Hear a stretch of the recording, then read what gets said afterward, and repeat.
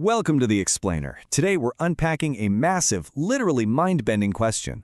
It's often summed up as Rath ki kahani, kya sach mein aapki koi atma hai? Or the story of the chariot. Do you really have a soul?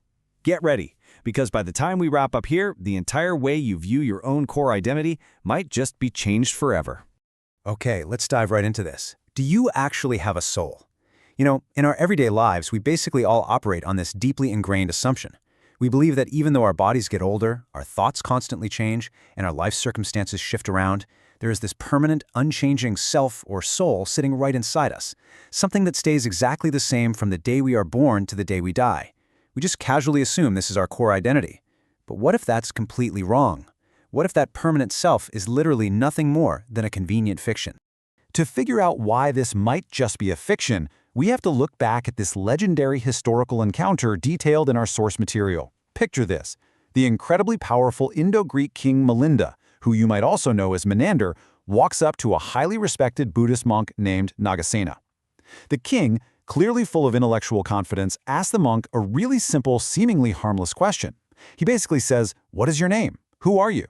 And guys, this single question kicks off one of the absolute greatest philosophical debates ever recorded. Now, Nagasena doesn't just give a straight answer. He totally flips the script. The king had arrived in this magnificent, imposing chariot, right? So Nagasena starts verbally deconstructing it right there on the spot. He looks at the king and asks, "Are the wheels the chariot?" The king obviously says no. "Is the flag the chariot?" No. "Is the axle the chariot?" Nope. "Is the seat the chariot?" Again, no. And here, Nagasena reveals this brilliant truth. If you take all of those parts away, there's actually no chariot left over. The word chariot is just a super convenient, practical label that we slap onto a specific arrangement of temporary parts. It doesn't actually exist out there as its own independent, permanent thing. So building on that, Nagasena delivers an absolute mic drop moment. He looks right at the king and says, "I am known as Nagasena, but I have no connection to the name Nagasena." He's basically saying his personal identity works exactly like that chariot. There is no permanent, hidden Nagasena sitting deep inside him. He is simply a temporary, constantly changing combination of physical parts, thoughts, and feelings. The name? Well, that's just a practical label for society to use so we can talk to each other. So, how did Nagasena even arrive at this incredibly radical conclusion? To understand that, we have to step back and look at how the Buddha originally approached the world. See, Buddha really wasn't interested in endless, useless metaphysical debates. Our sources actually describe him as the supreme physician, or Mahavaidya.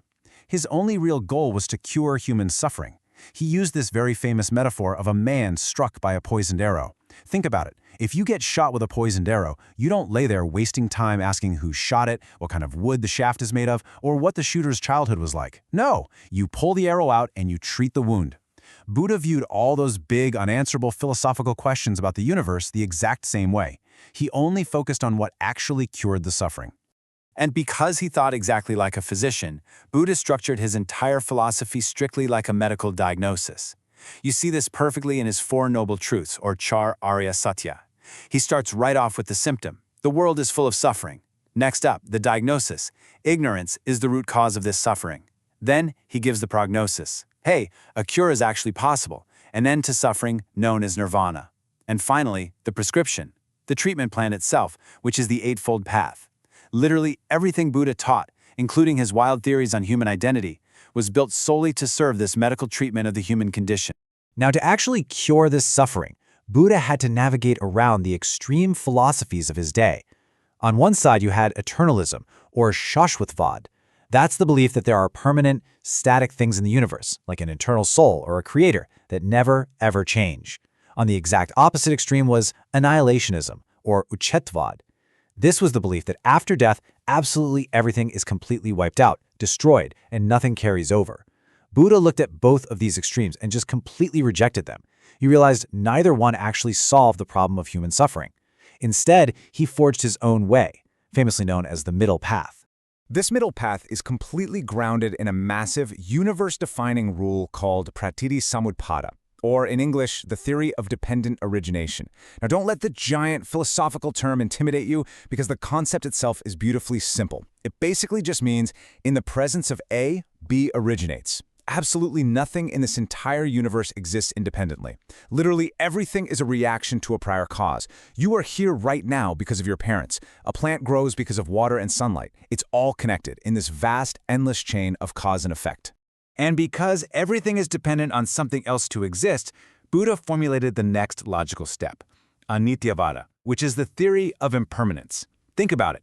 If everything is just a result of causes and conditions, and those conditions are constantly shifting around, then nothing can possibly be permanent.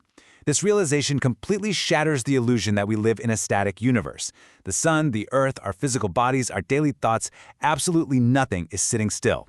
And this brilliantly illustrates the concept in a way that we can all easily grasp. Imagine you plant a tiny seed, and over the years it transforms into this massive, towering tree. But if you look really closely, at no single moment is that seed static.